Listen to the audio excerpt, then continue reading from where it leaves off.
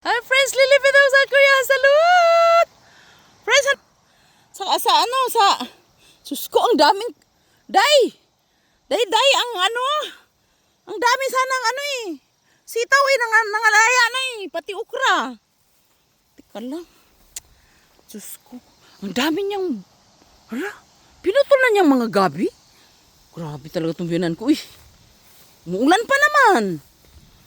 Ang dami kong ukra, day, Kasi may yaksok ako, Ayan, paano yan? Ang daming ukra. Pero I don't know. Kasi ginagawa naming yan, friends, Ginagawa naming, ang zucchini, tinapunan niya dito, Ginagawa naming juice yan, yung ukra. Nilalagay namin sa kungkangwan. Ang daming ukra, day, Pumunta ka dito, mangharbis ka dito ba? Itong asawa ko, araro niya, hinarang-harang naman niya dito. Paano tayo makadaan? Teka lang, ngita tayo ba? Kasi kagabi, nagpunta kami sa party. Nag-usap-usap kami ba? Grabe talagang topic namin, Mag-alas 10 na ng gabi, nandun pa kami. Diyos ko. Tapos, mangharvest ako, forgive lang yan, kasi pang eternal life yan. Day, ang kangkong natin, day. Matapos ka talaga, Jali. Umuulan kasi. Umuulan kaya. Ang dami talagang batong, day, Nangalaya naman, day. Hala, ang kangkong natin, ano nang nangyari? Ay, ang daming kangkong, kaso lang, nadamuhan na, Sus Mariaw Sip. Forgive lang yan siya, no? Forgive. Kasi, the best ang mag-treasure ng eternal life. Tika lang. Mangdikwat tayo dito ng tanim ni Bianan. Anong may tanim yun? Grabe talaga yung Bianan. Ay, may sibuyas! Kaso lang wala akong time, Yung ukra pa lang, wala na akong time. Mauubos na, Masyal lang tayo. Yung mani niya, May talong ba dun? Tika lang. Grabe lakas talaga ng ulan. Nagbaha talaga sa Korea, no? Ay, lumaki na yung kanyang. Tingnan mo ang kanyang friends. Beans ng asawa ko. Itong beans na to, friends, diretso na to sa factory. Yung black beans, yung ginagawang gatas, milk black beans, igo. Hindi lang dito nandoon. Ito, maliit lang itong na to, farm na to, Mayroon silang tinatawag doon na kunpate. Di, mamasyal lang tayo, friends. Look at the weather, in South Korea, Oh my gosh. It's raining. And foggy day over there. Yeah. I'm so happy talaga every time na pupunta ako sa farm. This is our place, friends. Look at that, So beautiful, di ba? We are surrounded by beautiful mountains. Nakita mo? Di ba ang ganda, no? Pag dito ka tumira, friends, sa kabundukan, siguro, maybe, magpakita sa si God. Mamit mo si God. Si God, friends, hindi siya tao. Spirit siya. Pero nagsasalita siya. Ay naku, friends, gusto kong ikwento sa inyo talaga, Kasi grabe talaga, Kaso lang, yung God's kingdom. Ito yung sili namin. Grabe talaga yung God's kingdom. So beautiful talaga, friends. No one can compare. Pero ayoko na lang sabihin sa inyo, kasi baka magmadali kayong pumunta doon. Kasalanan ko pa. Secret lang yun. Pero ang sasabihin ko lang sa inyo, friends, ang sabi ni God sa akin, talaga, ano sabi niya? I am who I am. I am God. The Alpha and the Omega. The beginning and the end. The creator of heaven and earth. Sabi niya, mag-full bow ka lang sa Kanya. Mag-worship ka lang sa Kanya. Hindi siya tao, friends. Invisible siya. Pero nagsasalita siya. Yun ang experience ko kay God. Pero hindi pa yan detalyado. Pag i-detalyado ko sa inyo, baka ma-inlove kayo kay God. Nang sobrang-sobra. Give your life to God before you die, no? Kasi ang dami niya doong palasyo na nakahanda para sa inyo. Ang sinasabi ni Jesus Christ na ang dami niyang bahay doon, totoo yun. Na-experience ko na. Pero na-experience ko rin, friends, ang hell. Ang lake of fire. Oo. Na-experience ko rin. Nakita ko. Nakita ko ang mga tao doon na miserable ang buhay. Ang ibang tao, friends, mamatay muna or near death bago makapag-testimony, di ba? Ako hindi. Buhay ako. Alive and healthy. And I can tell the world about God. Kaya ako, friends, sumabog ako na parang volcano.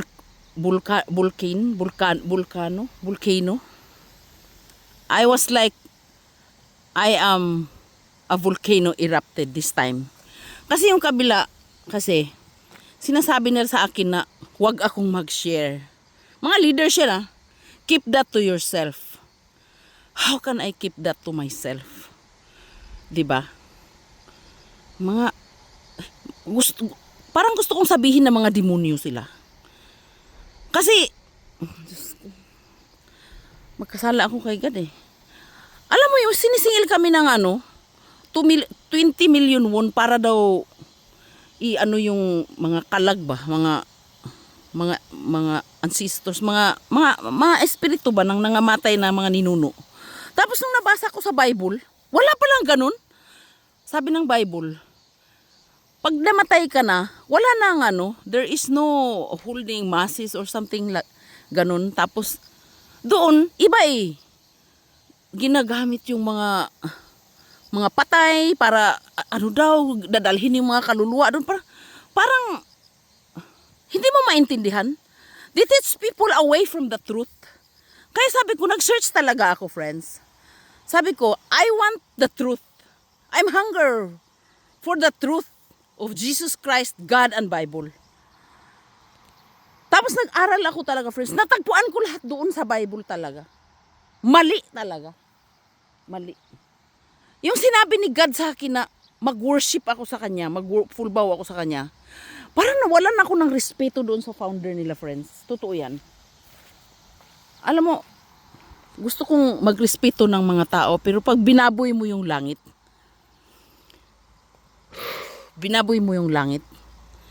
lahat, friends, ng mga altar nila, mga church nila, mga gidusin nila, lahat. Nandoon mayroon pa nga silang napakalaking building doon. Nandoon yung napakalaking picture nila.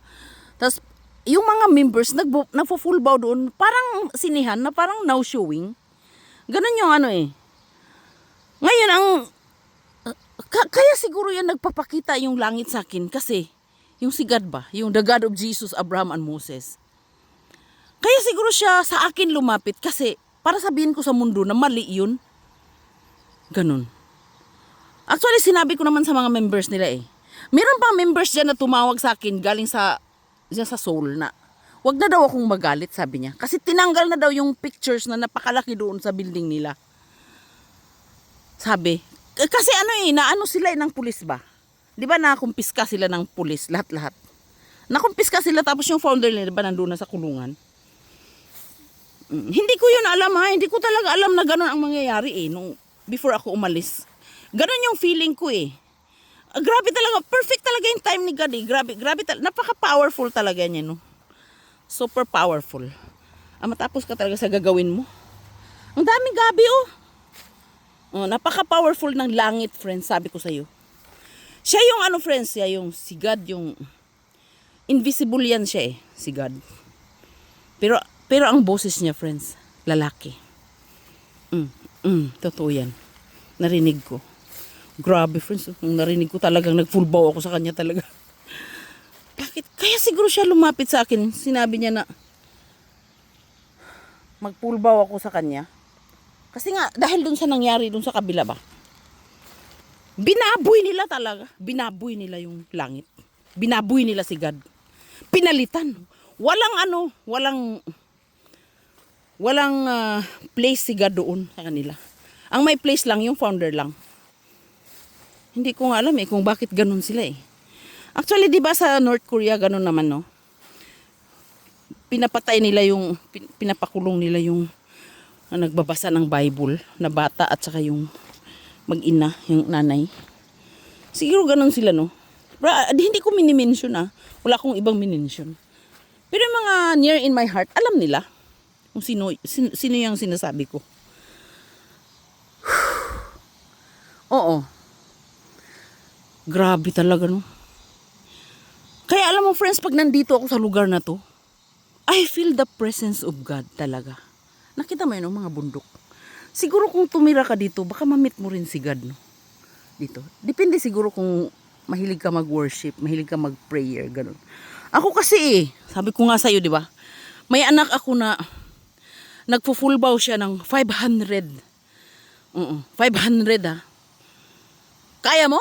Ako nga, 3 lang Hingal-hingal na ako 500 every day. Tapos every dawn time, madaling araw, 3 a.m. Between 3 a.m. to 4 a.m. Nagdadasal yan sa lahat. Tulog kami lahat, friends. Tulog kami lahat. Oo. Sabi ng asawa ko, anong ginagawa niya? Tapos ang last word niya, amen. Sabi niya, hala, nagdadasal pala siya kay God. Sabi ng asawa ko, yung anak ko na yan. Ito yung tulkin ni Bianan, friends. Sesame. Mayroon marami sa bahay. Sabi ng asawa ko, hala, nagdadasal pala siya kay God. Kasi yung asawa ko pala, yung family ng asawa ko, Christian sila. Pagdating ko, ang laki-laki ng krus sa bahay nila. Tapos, yung anak ko na yan, siya yung bata na ang dami niyang Bible sa sa kwarto niya. At saka ang hilig niyang, he loves reading. Everything na mga libro, lahat, binabasa niya. Binabasa niya lahat yung Bible. Alam mo ba, friends, yung bata na yan, siya yung pinakauna-unang bata sa pamilya namin na nagtapon ng mga pictures ng founder doon sa kabila. Grabe, nagulat talaga ako Bakit kaya? Sabi ko. Tapos nung bata pa siya, elementary yun siya yung nag-pray siya madaling araw. Parang nilalapitan siya ng mga espiritu ba? Ng spirit ni God. Tapos siya yung bata na nagdasal na nakita ko si Jesus Christ talaga sa loob ng bahay namin, nakatingin sa kanya. Nagdadasal talaga siya. Jesus, grabe. Elementary siya nun. Sabi ko, ano kaya yun? Kasi, si Jesus Christ, nakikita ko yan siya sa panaginip lang. Lagi kaming nagpupunta sa kung saan-saan. Nag-uusap kami, may tinutulungan kaming mga nanay doon sa tabi ng beach. Nag-uusap kami ni Jesus Christ sa panaginip. Pero nung nagpunta sa bahay, hindi siya nagsalita. Nakatingin lang siya sa anak ko in a peaceful aura. Si Jesus Christ. At saka nakatingin din siya sa akin. Pero hindi ko naintindihan kung anong ibig niyang sabihin. Sabi ko sana, Lord, nung time na yun, sana umalis na ako doon sa kabila. Kasi iba pala sila, hindi pala sila Jesus Christ Church. Wishing lang, no? Wish ko lang. Pero hindi ko yan siya nagawa.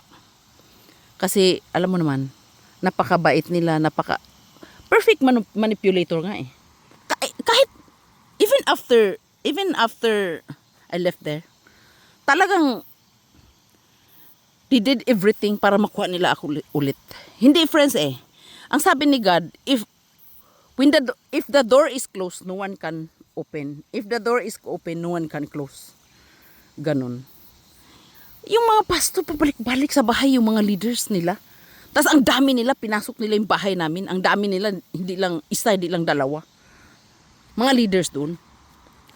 Siyempre, sasabog ka, no? Para kang bulkan mayon, nasasabog. Pasukin yung bahay mo. Wala ka doon. Wala yung asawa mo. Ano sila? Parang hahawakan nila talaga yung buhay mo. Ganon. Tapos ang nangyari, may kalabasa dito, friends. Ang nangyari, friends, yun na. Nagdasal ako nun. Ang daming kalabasa, Ang daming kalabasa, Hala, ang dami. Nagdasal ako, friends. Sabi ko, Lord, pahinging sign. Ayaw ko nang pumunta doon, sabi ko. Pahingi lang sign. Kahit ano tatanggapin ko. Basta pahingi lang sign para hindi ako makapunta doon. Alam mo, friends, nung araw na yun na nagdasal ako, friends, nag-drive ako 5 minutes lang, nasunog yung car ko. Grabe yung sign niyo. Siyempre, nasunog yung car ko, friends. Grabe. Ang dami kong natutunan doon. Na-aksidente ako doon sa Santa Fe ko. Nung nasunog, siyempre, grabe yung trauma ko. Dinala nila ako sa emergency Emergency ba? So, nung time na yon dapat, 6 sa Tambon, mag-serve kami linggo nun, dun sa church. Hindi na ako nakapunta. Yun na yun, simula na nun. Nandyan talaga. Super pasalamat ko, friends, na nasunog yung car ko. Alam mo ba yun? Kasi siya yun yung yun yung way. Yun yung sagot ng langit. Sabi ko talaga nung gabi, nung Biyernes ba, nagdasal ako doon sa work, 3:00 ng hapon. Kahit ano, Lord, bigyan mo ako ng sign. Hindi lang ako makapunta doon. Kasi inano na niya sa akin eh. Lahat ginawa niya na eh para mawala yung appetite ko doon. Hindi ko alam kung bakit. Basta simula lang nung masyado na nila akong pinakialaman, inattack nila kami mag-asawa, ganun.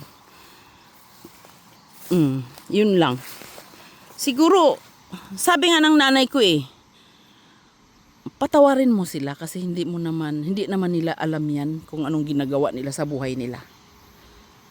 Kung anong ginagawa nila laban sa'yo. Sabi ng nanay ko. Natatak yun sa utak ko. Kaya nagpatawad ako, friends. I forgive naman everything. What happened. Basta yung langit, gumawa ng paraan para makaalis ako doon. As in, ang binigay sa akin ng langit, friends, after ako nakaalis doon, unimaginable peace and joy in my heart. Ganun pala, friends, no? Yun lang yung reflection ko sa buhay eh. Pag pala ikaw ay sumunod kay Jesus Christ, magkaroon ka ng peace and joy in your heart. Totoo yan. Yan yung na-experience ko ngayon. Yan yung aking testimony. Kasi nung nandun ako, friends, masaya lang. Physically, masaya lang. Masaya doon. Kasi lagi silang may mga party, ganun. Masaya lang. Pero, sabi nga dyan eh, ano bang sabi niya? What does the man profit the whole world and gain the whole world and lose his soul? Diba? Sabi, sinulat ko dyan eh, nandyan eh. Aanahin ko ang kaligayahan sa physical world kung nawala naman yung aking kaluluwa. Diba? Kaya, mas pipiliin ko, kung ako ang tatanungin mo, mas pipiliin ko ang langit. Pipiliin ko si God, si Jesus Christ, and Bible than a group of people. Oo. Yun eh. Basta yun lang, friends, kasi mag-harvest na ko kasi, alam mo, itong mga gulay ko, hindi ko na yun sa ibinta. Kasi pang lang yan, pang eternal pang eternal yan, friends, yung gulay ko. Pamimigay ko lang siya sa mga kaibigan ko. Kahit sino, mga Vietnam, mga Philippine, mga Koreans. Ang dami kaya. May mga gabi pa. Ang lalaki na ng gabi niya, pinutol na. Uy, pinutol niya na. Pero yung unod. Nandyan pa yung unod, no? Nandyan pa yan. Ay. Kakatuwa talaga sa farm. Utom na, friends. Dito sa amin, utom na. Tingnan mo ang dahon. May tubig siya talaga, no? Diba, friends? Ikaw ba? Ano bang tinitreasure mo? Ako kasi nung bata pa ako, tinitreasure ko talaga material things. Maybe eternal things din, ganun. Pero, binigay na sa akin eh, lahat eh. Ang mga material things na hiniling ko. I have a beautiful family. I have everything. Cars, araro na bulldozer, everything. Diba? Ano pa bang hihilingin mo? Meron akong kamuti, patatas, nangalata na lang. Inabot to ng isang summer, nandyan pa rin. Ganun. Diba? Pamigay mo na kasi na-over the bakod ka na eh. Pinamigay ko yan. Kasi nga yung topic namin kahapon eh. Huwag ko nang sabihin. Yung topic namin kagabi ba, 10:00 na ng gabi, nandun pa kami. 10:00 na ng gabi, nandun pa kami. Nagkwentuhan pa kami ng mga kaibigan namin ba. Kasi birthday ng isang friend namin. Happy birthday, friend. Thank you for inviting me. Ang saya-saya ko, grabe. Nag-driving kami, friend. Hoy, sunod ako sa'yo kasi hindi ko alam yung highway dito. Sunod naman ako. Tapos yung sinundan ko, lumiko doon sa kabila. Ako naman, umuna na ako. No? Tapos sinundan ko naman, isa, nag-stop siya doon sa may ilalim ng tulay.